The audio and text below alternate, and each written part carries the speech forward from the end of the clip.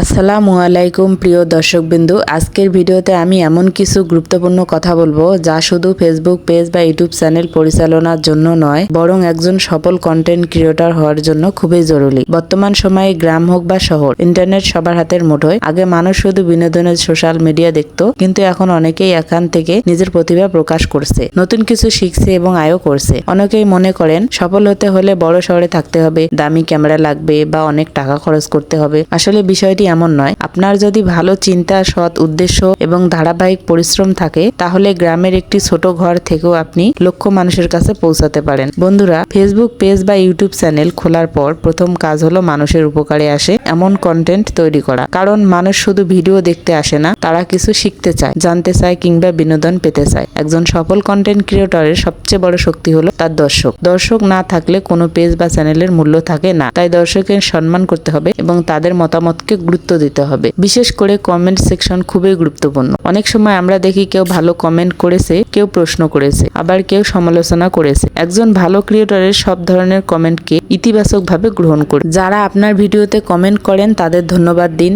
তাদের প্রশ্নের উত্তর দিন, তাদের পরামর্শ গ্রহণ করুন। কারণ অনেক সময় দর্শকের একটি পরামর্শ আপনার কন্টেন্টকে আরো উন্নত করতে সাহায্য করতে পারে। আর যারা খারাপ মন্তব্য করেন বা নেতিবাচক কথা বলেন, তাদের সাথে কখনো খারাপ ব্যবহার করবেন না। মনে রাখবেন, ভদ্রতা এবং ধৈর্য একজন মানুষের আসল পরিচয়। সুন্দর ভাষায় উত্তর দিন অথবা প্রয়োজন হলে এড়িয়ে যান। বন্ধুরা, সফলতার কোনো শর্টকাট নেই। আজ ভিডিও আপলোড করলাম আর কখনোই লাখ লাখ ভিউ হয়ে যাবে, এমন চিন্তা করলে হতাশ হতে হবে। সফলতা আসে ধৈর্য, নিয়মিত কাজ এবং শেখার মাধ্যমে। প্রথম দিকে ভিউ কম হতে পারে, লাইক কম হতে পারে, সাবস্ক্রাইবার বাড়তে সময় লাগতে পারে, কিন্তু তবুও কাজ চালিয়ে যেতে হবে। কারণ প্রতিটি বড় পেজ এবং বড় ইউটিউবার একদিন শূন্য থেকে শুরু করেছিলেন। সবসময় চেষ্টা করবেন নিজের কন্টেন্টের মান উন্নত করার। নতুন কিছু শিখুন, নতুন আইডিয়া নিয়ে কাজ করুন এবং কপি না করে নিজস্বতা বজায় রাখুন। মানুষ মৌলিক এবং সত্যবাদী কন্টেন্ট পছন্দ করে। এমন অনেকেই জানতে চান সোশ্যাল মিডিয়া থেকে আর্নিং বা আয় কিভাবে হয়। আসলে আয় করার আগে মানুষের বিশ্বাস অর্জন করতে হয়। যখন আপনার কন্টেন্ট মানুষ পছন্দ করবে, নিয়মিত দেখবে